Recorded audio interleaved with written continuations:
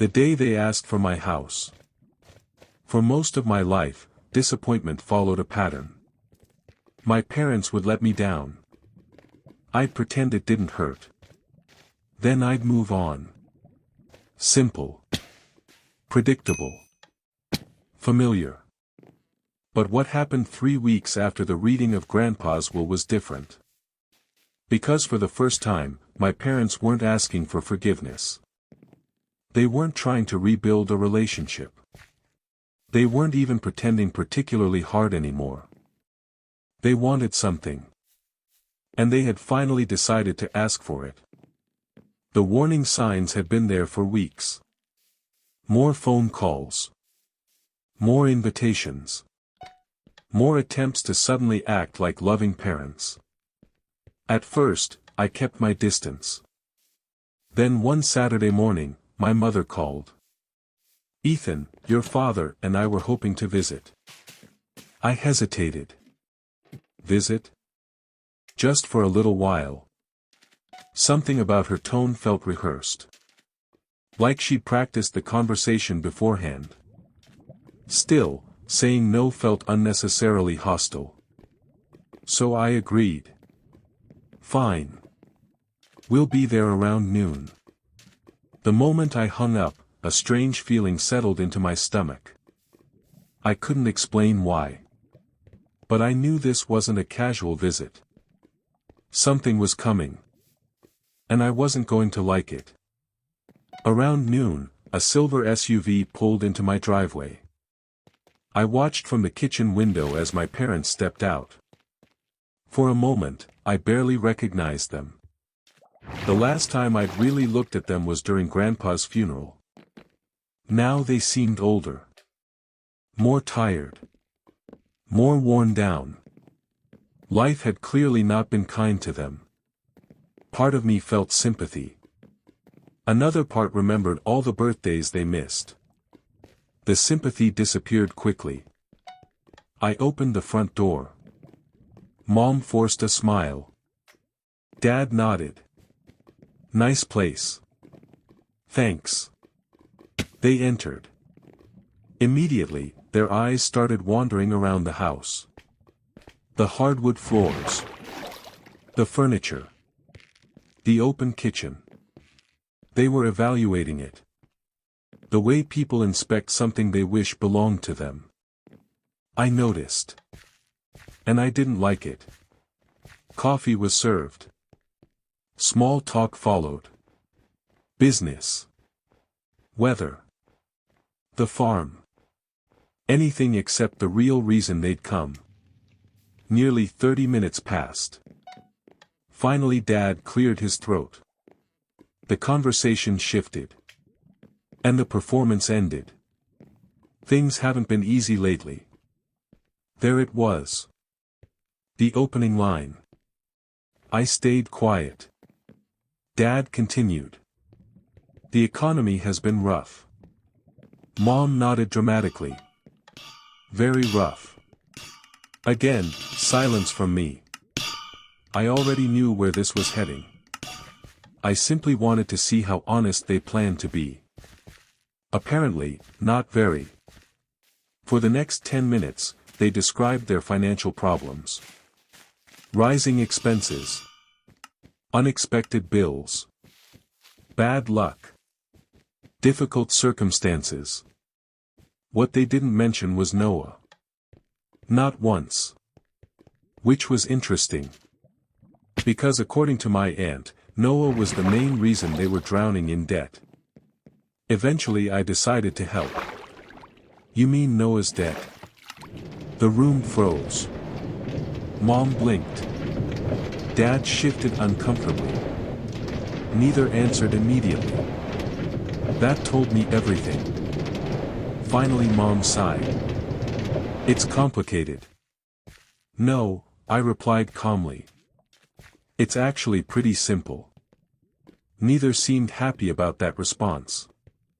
Over the next hour, the truth finally emerged. And honestly, it was worse than I expected. Noah had dropped out of college. Twice. Started 2 businesses. Both failed. Accumulated credit card debt. Personal loans. Car payments. And countless other financial disasters. Each time something went wrong, my parents rescued him. Again. And again. And again. For years they had protected him from consequences. Now the consequences had finally arrived. And they were enormous. I listened quietly. Not because I enjoyed hearing it. But because I was fascinated. This entire situation felt strangely familiar. For years, my parents had insisted Noah was special. Smarter. More talented. More deserving. Now that same perfect son had nearly bankrupted them. Life has a sense of humor sometimes. Eventually the conversation reached the point they'd been building toward all afternoon. Mom set down her coffee cup. Dad exchanged a glance with her. Then he looked directly at me. Ethan. I already knew. Before he even spoke. I knew. We need help. There it was. The truth. Not, we miss you. Not, we're sorry. Not, we love you. We need help. I leaned back. What kind of help? Another glance passed between them. I frowned. What house? Ours. Dad jumped in. We've been discussing options. The warning in my stomach grew stronger. Then came the sentence that changed everything. Into my house. I stared at him. Waiting for the joke. The punchline. The explanation. None came. He was serious. Completely serious. Mom immediately continued. It would only be temporary. Temporary. The same word they'd used when sending me away at 11. Funny how that worked. I almost laughed. Instead, I asked a simple question. You're asking to live here? Just until we get back on our feet. Dad sounded offended that I even needed clarification. As though their request were perfectly normal. As though parents abandoning a child and then moving into his house 20 years later happened every day. I looked around my living room. The room I'd paid for. The house I'd earned. The life I'd built. Every inch of it existed because Grandpa believed in me. Not because of them. Never because of them. And suddenly a realization hit me. They weren't asking. Not really. They expected. Deep down, they believed they deserved it. Because they were my parents. Because blood should outweigh history. Because family should erase consequences. Unfortunately for them, I disagreed. What about Noah? The question came out calmly. Too calmly. Dad immediately looked annoyed. What about him? Why doesn't he help? Silence. Again. Interesting. Mom finally answered. He's going through a difficult time. Without anyone's help. That was ancient history. For several seconds after my father said, "We're family, Ethan," nobody spoke. The room felt smaller. The air felt heavier. I could hear the ticking of the clock hanging above the fireplace. Tick. Tick. Tick. My parents sat across from me, waiting. Waiting for me to agree. Waiting for me to do what they clearly expected. After all, that's how life had always worked for them. People accommodated them. People forgave them.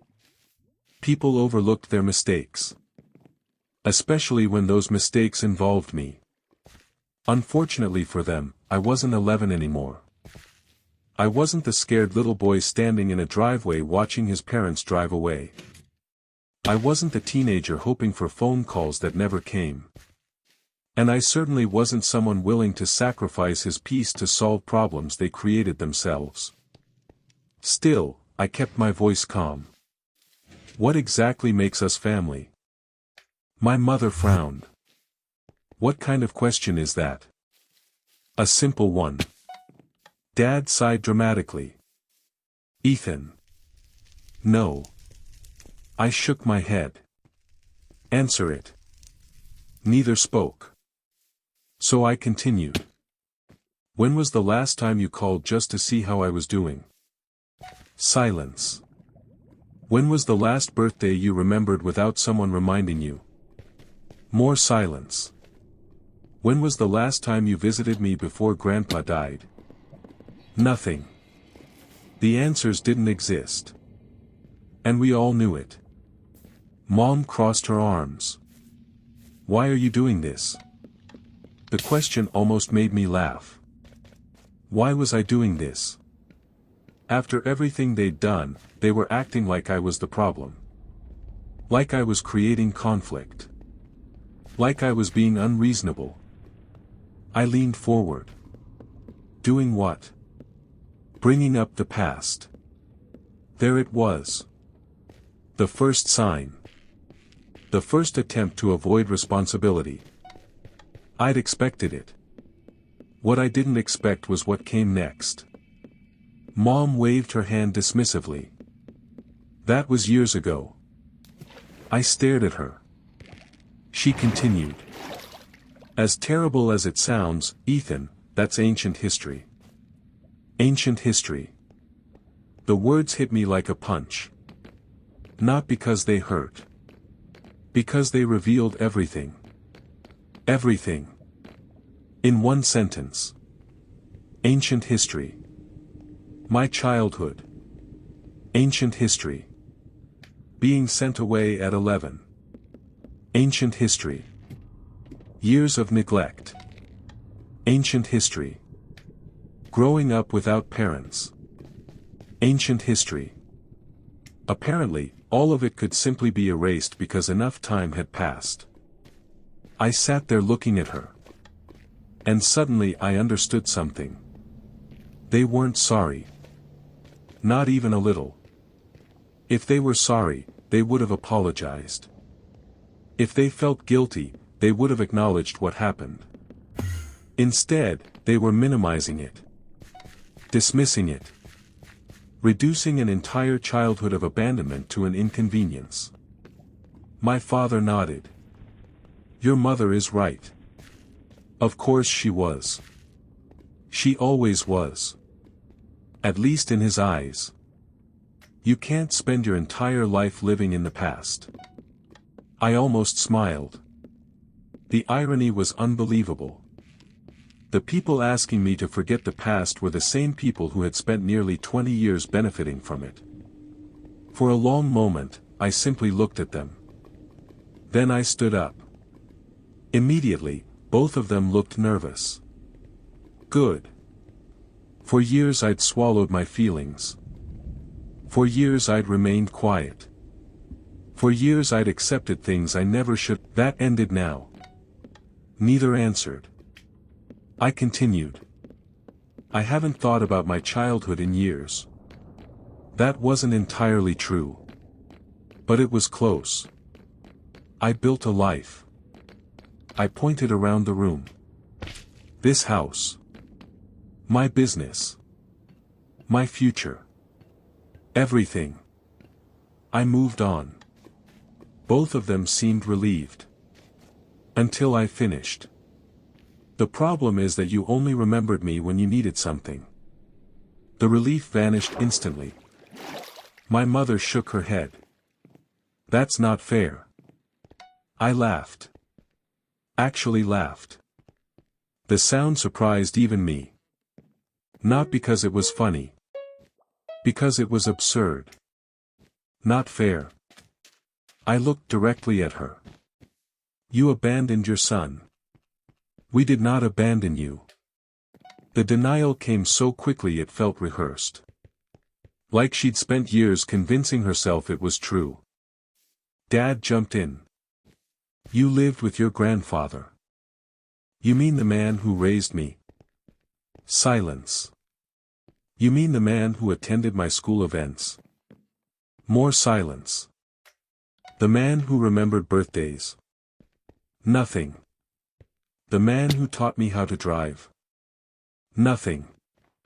The man who helped me apply to college? Nothing. The man who actually showed up? Neither spoke. Because they couldn't. Every example made the truth harder to deny. For the first time all afternoon, my father looked angry. Real anger. Not discomfort. Not embarrassment.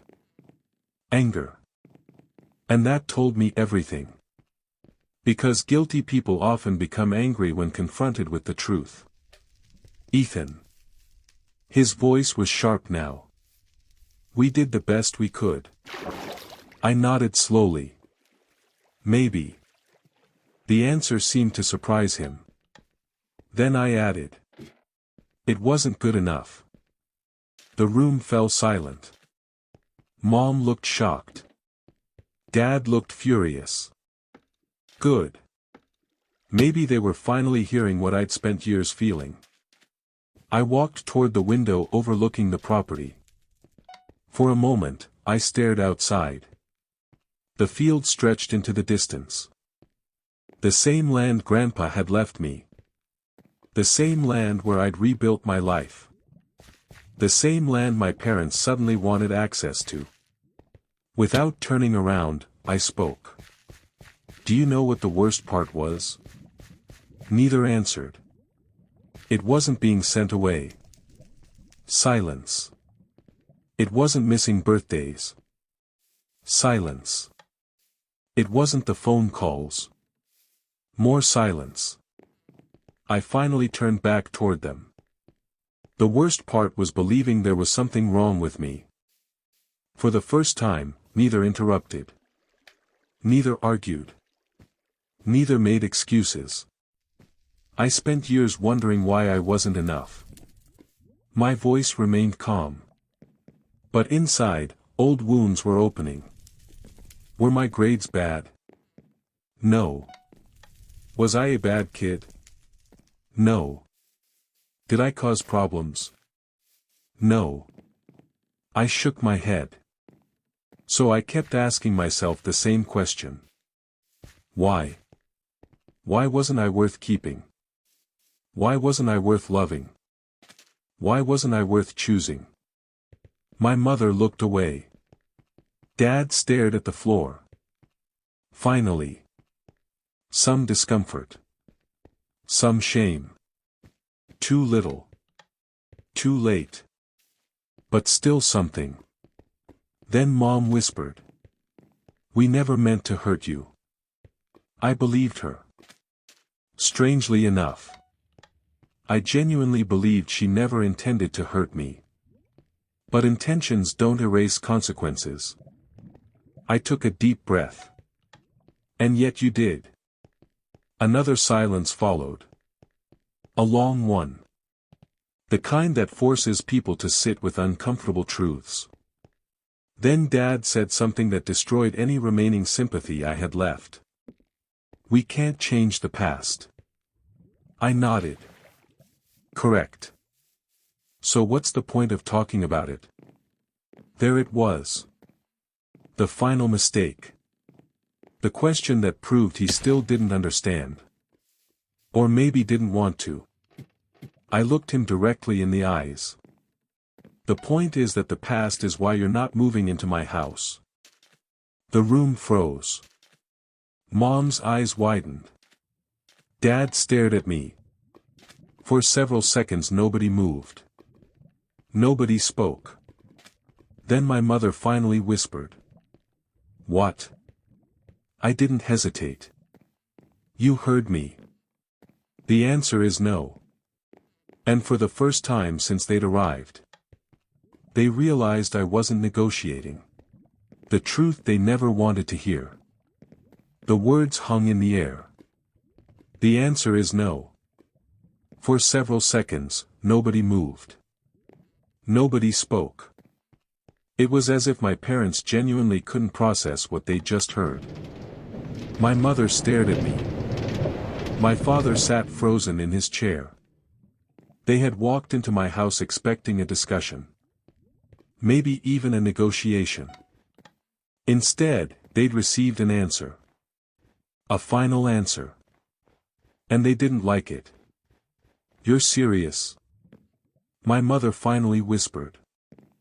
I nodded. Completely. The color drained from her face. Dad leaned forward. His expression had changed again. The friendliness was gone. The patience was gone. Now I was seeing the real version of him. The version I remembered from childhood. The version that appeared whenever things didn't go his way. "Ethan." His voice was firm. "You're overreacting." I almost laughed. Overreacting. Of course. Whenever someone refuses to tolerate bad behavior, they're always accused of overreacting. I folded my arms. Am I? Yes. He stood up. "This isn't about your childhood anymore." I stared at him. "No." He pointed around the room. "This is about helping family." There was that word again. Family.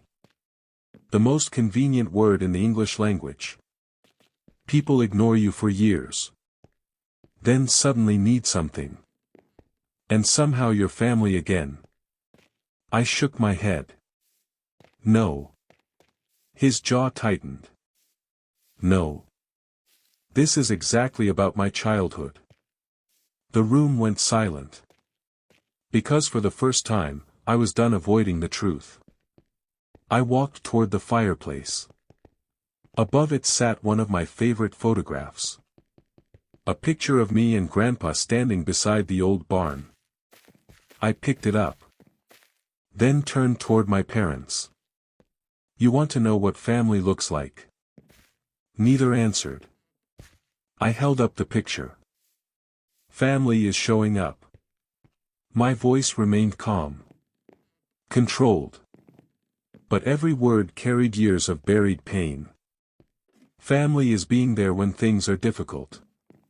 Silence. Family is answering phone calls. More silence. Family is remembering birthdays. Mom looked away. Dad remained motionless. I continued. Family is supporting someone when they have nothing. The photograph trembled slightly in my hand. Not because I was afraid. Because I was angry. Finally angry enough to stop pretending. When Grandpa took me in, I had nothing. I looked directly at them. No money. No confidence. No parents. My mother's eyes filled with tears. I didn't stop. He never asked what he would gain. He never asked what was convenient. He never asked whether I deserved help. I pointed toward the photograph. He simply helped. Silence. The kind of silence that hurts. Because sometimes the truth is impossible to argue with. Dad crossed his arms. Nobody is denying your grandfather was a good man. No. I nodded. You're just ignoring what that says about you. That one landed. Hard. For the first time all afternoon, Dad looked genuinely shaken. Then something unexpected happened. My mother's composure finally broke. Tears began running down her face. At first, I thought she was finally understanding. Finally accepting responsibility. Then she spoke. And destroyed that hope immediately. We made mistakes. I waited. But we don't deserve this. There it was. The victim card. The belief that consequences were somehow unfair. I stared at her in disbelief. You don't deserve this. My voice became quieter, which somehow made it more dangerous. I was 11. Nobody spoke. I was a child. Silence. I deserved parents. More silence. Instead of answering, she cried harder. Because there was no answer. There never had been. At that exact moment, the front door suddenly opened. Everyone turned. A man stepped inside. For a second, I didn't recognize him. Then I realized. Noah. My younger brother. The center of my parents' universe. The reason my entire life changed. He looked exhausted. Older than his years. His clothes were wrinkled. Dark circles sat beneath his eyes. Life clearly hadn't gone according to plan. The room immediately became awkward. Nobody had expected him. Especially me.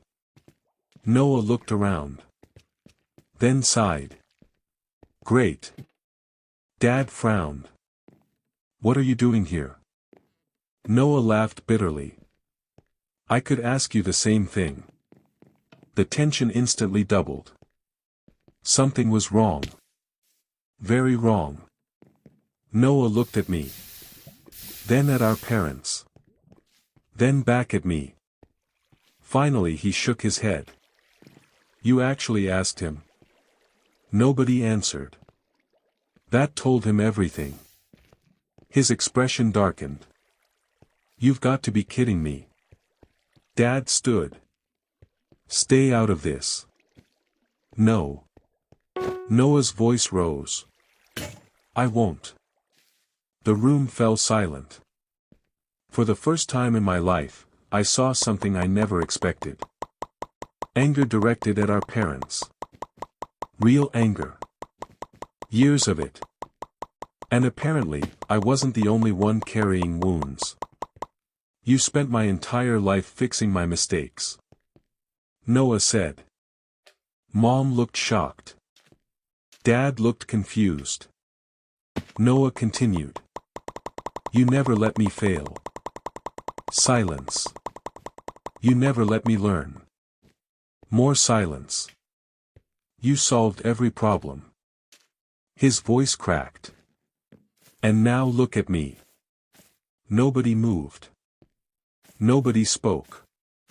Because deep down, everyone knew he was right. My parents thought they had helped Noah.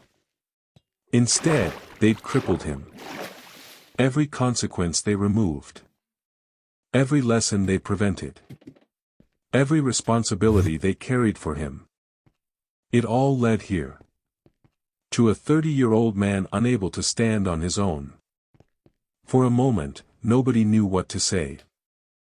Then Noah looked directly at me. Something about his expression had changed. There was no arrogance. No entitlement. No superiority. Only regret. I owe you an apology. The room froze. Including me.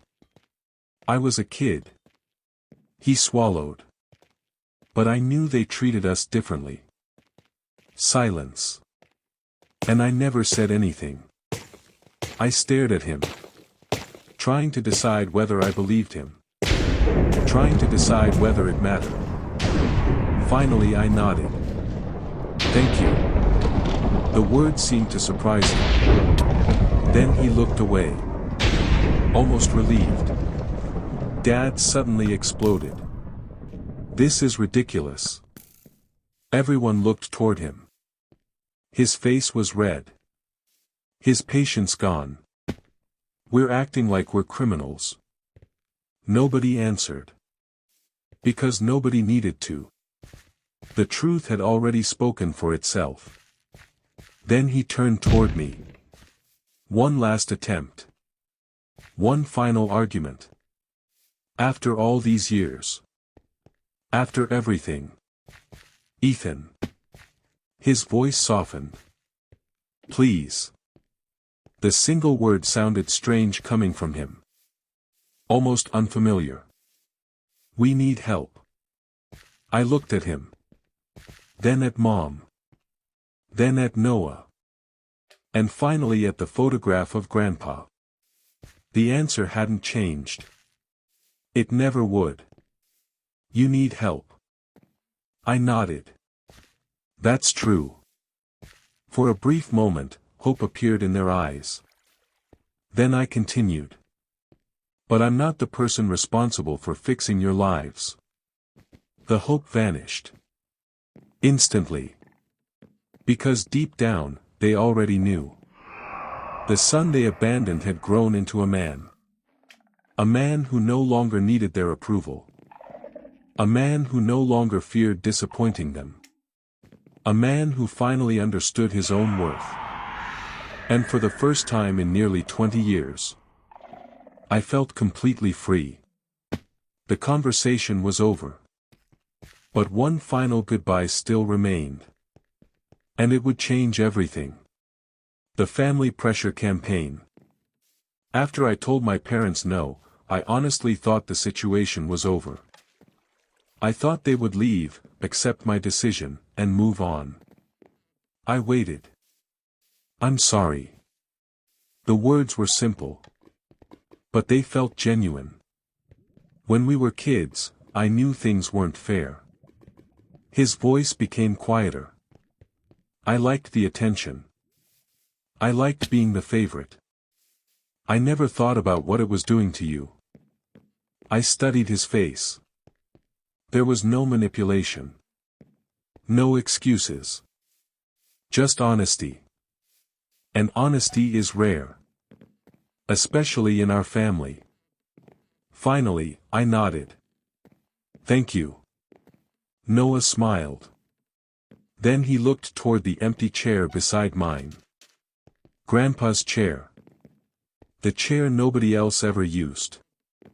You know. He hesitated. Then continued. Grandpa used to talk about you all the time. I swallowed hard. What did he say? A smile appeared on Noah's face. He said you were the son he always wished he had. For a moment, neither of us spoke. The words hit harder than I expected. Because coming from Grandpa. That meant everything. Noah took a step toward the driveway. Then stopped. One final thing. He would have been proud of you. I looked out across the fields. The fields Grandpa loved. The fields that had saved my life. And for the first time in a very long time, I believed it. Then Noah walked away. And as I watched him leave, I realized something. Not every relationship gets repaired. Not every wound heals. But sometimes, people finally tell the truth. And sometimes that's enough. The door closed forever. The room was silent. Not the awkward silence that follows an argument. Not the uncomfortable silence people try to fill with excuses. This was different. This was the silence that comes when everyone finally realizes the truth. The conversation was over. There were no more arguments left. No more explanations. No more excuses. For the first time in their lives, my parents had encountered something they couldn't talk their way around. Consequences. Real consequences. And they hated it. My father stood motionless in the center of my living room. My mother sat crying quietly. Noah stared at the floor. Nobody knew what to say next. Neither did I. Because strangely enough, I wasn't angry anymore. The anger had burned itself out. All that remained was clarity. And clarity can be far more powerful than rage. For years, I'd imagined this moment. Not exactly like this. But close. I'd imagined confronting my parents. Telling them everything they had done. Making them understand. Making them feel what I felt. Making them regret it. But now that the moment had finally arrived, something unexpected happened. I didn't want revenge. I didn't want them to suffer. I didn't want them destroyed. I simply wanted peace. Distance. Permanent distance. My mother finally looked up. Her eyes were red from crying. Is this really it? I didn't answer immediately. Instead, I looked around my house. The house I'd worked for. The house Grandpa had helped me believe I deserved. The house built on years of sacrifice. Years of effort. Years of refusing to give up. Then I looked back at her. Yes. The single word seemed to hit harder than everything else I'd said. Because it wasn't spoken with anger. It was spoken with certainty. And certainty is difficult to argue with. My father shook his head. I can't believe you do this. I almost laughed. Even now. Even after everything. He still saw himself as the victim. The realization would have been funny if it weren't so sad. Slowly, I walked toward him. Do what? His jaw tightened. Turn your back on your family. For a moment, nobody moved. Then I gave him the most honest answer I'd ever given. I learned that from you. The room froze. Completely. My father's face went pale. My mother's crying stopped. Even Noah looked stunned. Because everyone knew it was true. I wasn't the one who abandoned family. They were. For several seconds, nobody spoke. Then something surprising happened.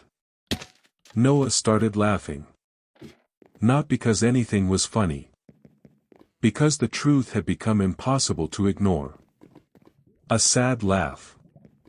A broken laugh. The kind that appears when reality finally catches up with people. He looked at our parents. Then shook his head. He's right. Dad turned toward him immediately. Don't start. No. Noah stood. For the first time, he sounded stronger than I'd ever heard him. You spent years pretending everything was fine. Silence. You convinced yourselves Ethan would always forgive you. More silence. You convinced yourselves he owed you something. He looked around the room. But he doesn't. Nobody argued. Because nobody could. Eventually, Noah turned toward me. His expression was tired. But sincere. I hope things work out for you. I nodded. You too. And for the first time in our lives, we weren't rivals. We weren't competitors. We weren't two sons fighting for approval. We were simply two adults trying to survive the consequences of our parents' choices. It wasn't forgiveness. Not completely. But it was a beginning. And sometimes that's enough. My mother slowly stood. She looked older than she had a few hours earlier. Smaller somehow. The confidence she'd arrived with was gone. In its place stood a woman finally facing the reality she'd spent years avoiding. She took a deep breath. Then whispered. I really am sorry. The words surprised me. Because for the first time, they sounded genuine.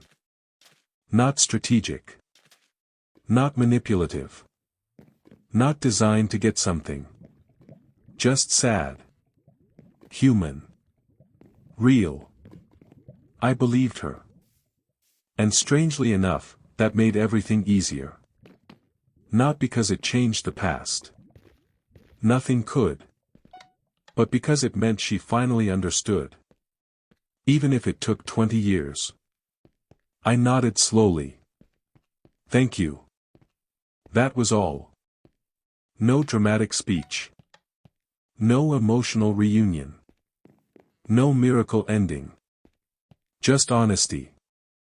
Sometimes that's enough too. A few minutes later, they walked toward the front door. Dad left first. Silent. Defeated. Mom followed. Then Noah. Before stepping outside, he paused.